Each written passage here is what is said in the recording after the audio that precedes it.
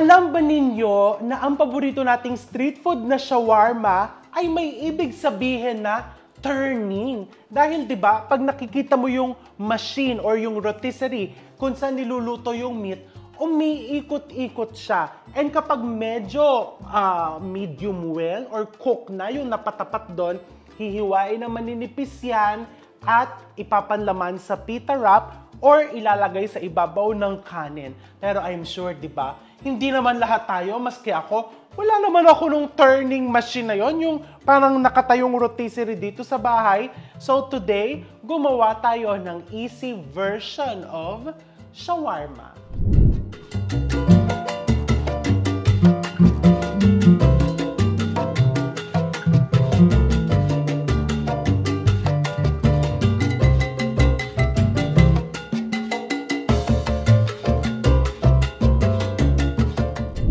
Of course, we start with the meat. And the easiest to cook, and ngayon, ang isa sa pinaka-affordable ay chicken. So, meron ako ditong chicken breast fillet.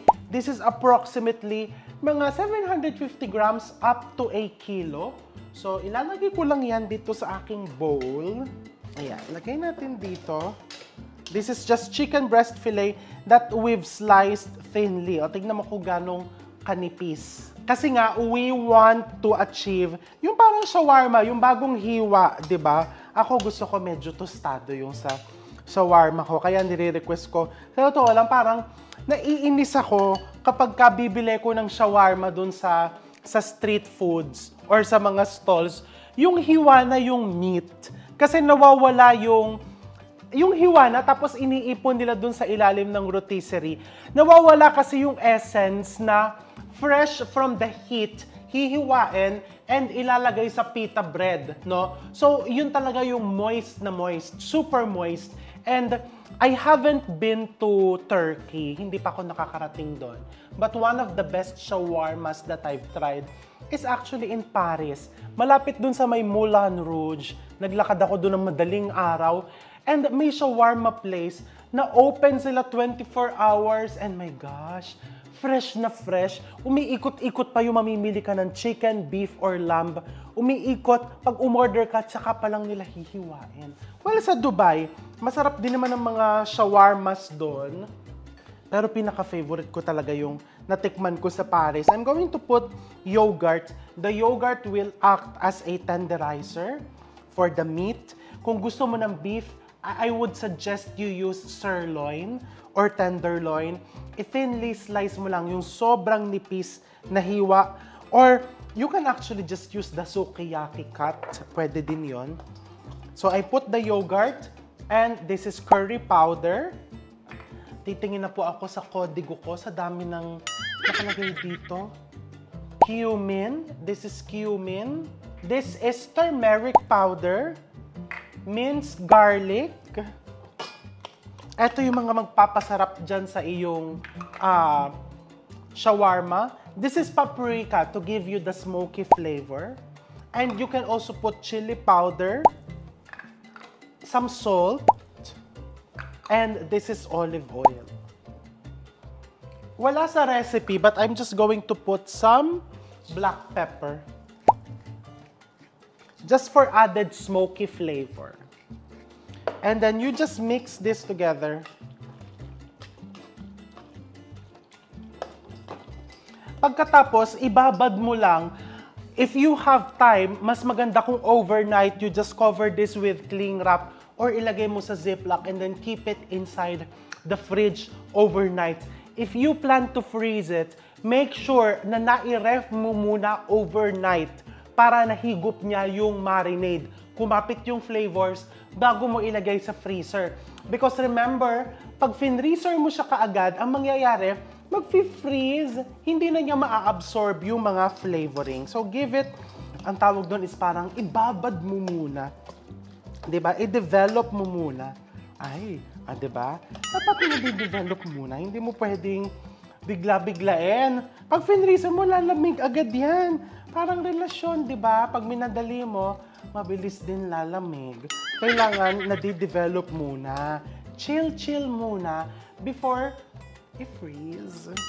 So, ayan. Tatabi ko muna to and then gawin natin yung sauce. So now, let's make the sauce. This is the garlic sauce. Ito yung isa sa mga nagbibigay buhay sa ating shawarma. Diba? Nagdaad ng creaminess and that nice garlic flavor, yung spice, no? This is not the traditional garlic sauce. Kasi pag nagbasa-basa ka ng mga Middle Eastern cookbooks, the traditional way of doing this is bawang lang, lemon juice, and mantika. Ini-emulsify nila yon hanggang maging thick white sauce. Yun na yung pinaka-garlic sauce. This one is more of a modern version, pero promise, masarap. I have here minced garlic. Pagsasama-samahin ko lang sa blender, into the blender, may minced garlic. Actually, pwede ngang, I'm sure, di ba, maiisip nyo, bakit minins pa niya? I-blender naman. Okay, pwede din buo-buong garlic peeled. And I'm putting good mayonnaise. And this is just yogurt. In the absence of yogurt, you can always use sour cream. Pero kasi talagang isa ang yogurt sa nagbibigay buhay dito sa sauce na to. And this is lemon juice or calamansi juice. And really up to you. I want my garlic sauce spicy, so I'm going to put lots of chili powder. Kung ayaw mo spicy, huwag mo lagyan ng chili powder. No problem. And then, we season it with salt. Into the blender.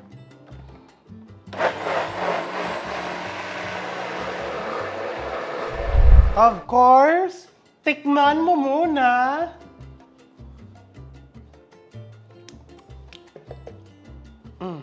Lagyan ko pa ng konting chili powder. And a little bit more salt.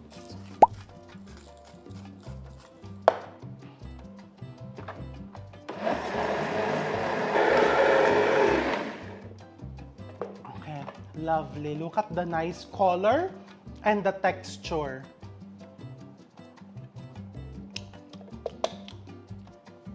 Perfect.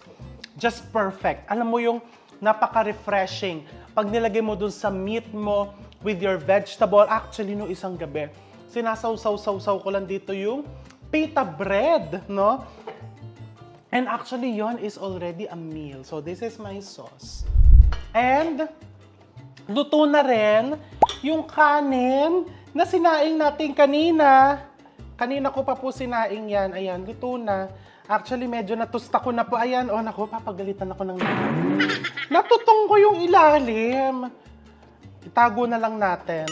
Pag ganyang natutong yung ilalim, edi, hindi mo nakakainin yung ilalim o pwedeng kainin mo yung tutong, isaw-saw-saw mo dito sa sauce. Papatayin ko na yung apoy. My God.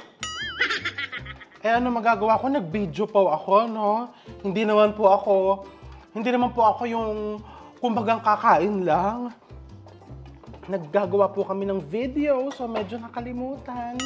Matutong. Pero, okay lang yan. Ikaw ba? Hindi ka pa nakakapagtutong ng sinaing mo?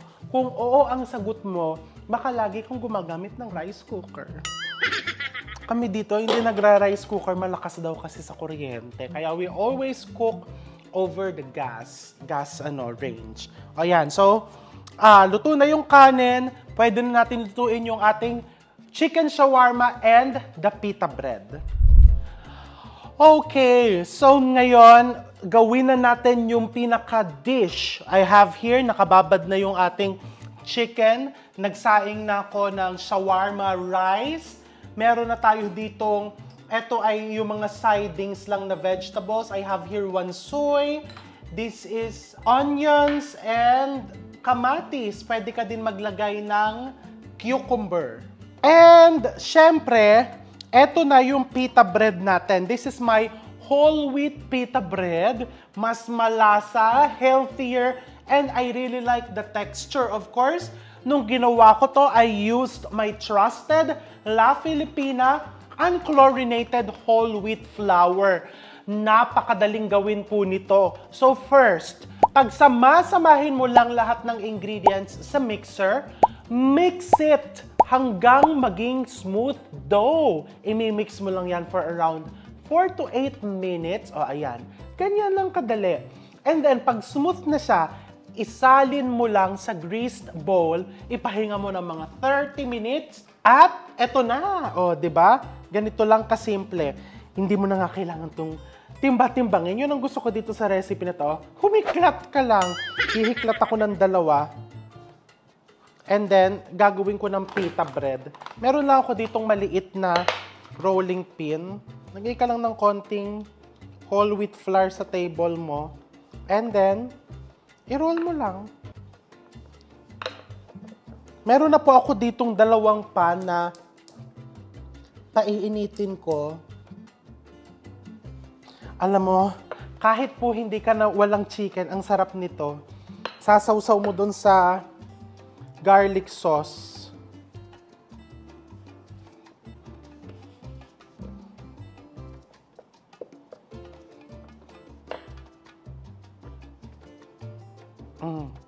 Ganyan lang.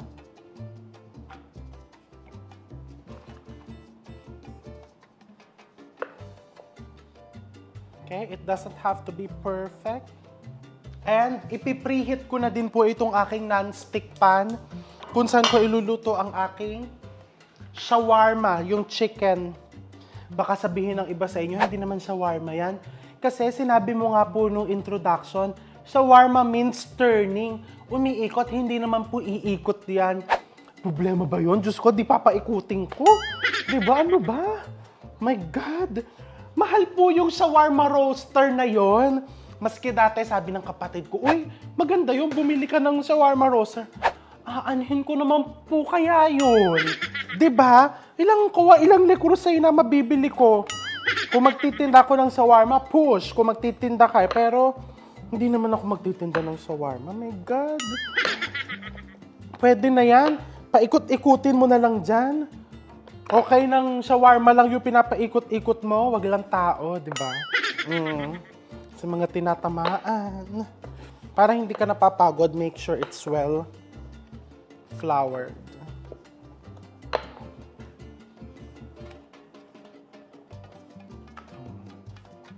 Gusto mo yung medyo may sunog-sunog? I enjoy using whole wheat flour because it gives my breads, katulad nitong pita bread, a nice nutty flavor and it's high in fiber also. Tsaka yung itsura niya, di ba? Yung parang very rustic. Dami ko sinasabi. Uminit na tong non-stick pan. Ayan, bubuksan ko tong exhaust dahil nangangamoy shawarmahan na kami.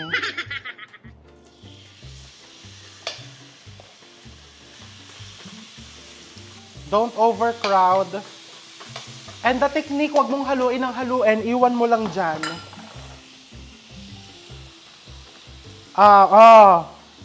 Ganyan ang gusto natin. Yung nagbababol. Bango. Di ba? Turning. Ito, tina-turn ko na. Ano ka? Wala man ako nung machine. Na-turn ko naman siya. And, ang iyong pita bread, ilagay mo sa ganito, may towel, pagluto na, para hindi basta-basta nagdadry. Actually, pwedeng yung hanggang ganito lang yung luto mo, and then, pag nandyan na yung bisita mo, initin mo na lang.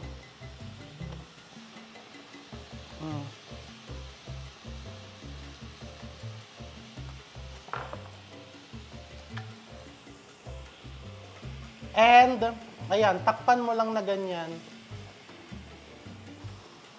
Ay, nasunog ko na. Ayan. Di ba? Kung mangyayari yan sa inyo, wag naman sana. My God. Pero hindi nakalata yan. Di ba? Tao lang po. Ano ba naman, di ba? Sino ba naman ang hindi nakakasunog ng niluluto? Lahat naman po tayo siguro ay napagdadaanan yan sa buhay natin. Eto, mukhang okay na to. See? Pinatay ko na po yung apoy. Baka naman sabihin ng iba sa inyo, naku po, mag-unsubscribe na ako dyan. Nasunog na niya yung sinaing. Pati ba naman pita bread, nasunog niya. Ay nako, pwede ko man pong ipa-edit yan, pero hindi ko po ginagawa yon because you know, these things really happen in the kitchen. Kahit po nung bukas pa yung restaurant namin, nangyayari talaga yung mga bagay-bagay na yan. Kahit sa naman po. Meron pa akong dalawa dito. Tapos yan, magbabalot na po tayo. Pero sa totoo lang ako, mas gusto ko po ito sa kanin. Pag merienda, masarap sa pita bread. Ayan, nagmamadali na po ako ha. So, ito pong aking chicken. Salin po natin dito. Para makapagluto tayo ng isa pang batch. Okay, ayan. So, luto na. Ang gawin na natin next ay balutin na natin. Our favorite part. Ibabalot dito ha. Hindi yung isisharon. Hindi ibabalot sa foil. Ibabalot sa pita bread. Ganun muna, mamaya yan. Pagka may natira, tsaka tayo mag-uuwi. Ano ba? Okay, ayan na. So, meron lang ako dito mga parchment paper. Ayan, ganito lang. So, kung magtitinda ka na ng shawarma, or may bisita ka, chicken, pwede ka maglagay ng lettuce, kung gusto mo. Onions. Kamatis. Ako, I put some wansoy. And then the sauce. Ganyan lang kasimple. And then, irolyo mo na. Nako, parang napadami ang panlamang ko. Hindi ko siya marolyo. O, ayaw mo yan, okay na yan napadami kaysa kinulang. O, ayan, tapos, kasi naman po, pang cake tong parchment ko, ano ba? Wala po ako nung pang square na pang shawarma. O, yan na yun. Magre-reklamo ka pa ba? Ang daming laman yan. O, di ba? O, the shawarma na binalot sa pita and sa parchment para kainin, okay? Binalot. Yung kumari mo, mamaya mo na pagbalutin ng iuwi niya pagka may natira. And then, I also like shawarma rice. For shawarma rice, you put your rice. Ano, kahit medyo natutong natin. Your chicken. Onions, tomatoes, wansoy, and your sauce. O, mamili ka na lang kung anong gusto mo, yung rice o yung binalot sa pita. Pero ako, pareho kong titikman yan, syempre. Uunahin ko itong binalot sa pita. Let's try it.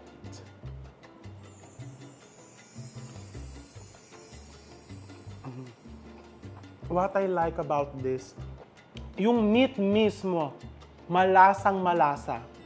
Kahit saglit lang natin binabad, kapit na kapit.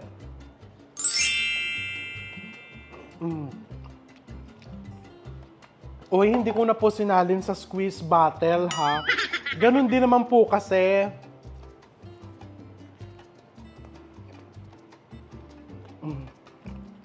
Mula ngayon, magluluto na lang ako nito kasi nalulungkot po ako minsan dun sa iba kong binibilhan. Walang laman. Kahit na nag-extra meat ka, nagbayad ka ng extra, wala pa din. Ito, puro laman. Just the way I like it. The shawarma rice.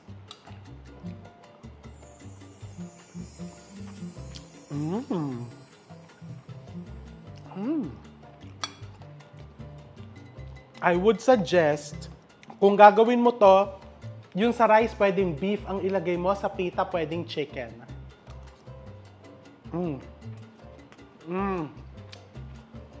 My God, alam ko, inggit ka na. What are you waiting for? Gumawa ka na nitong homemade AC Shawarma. I'm going to see you all soon.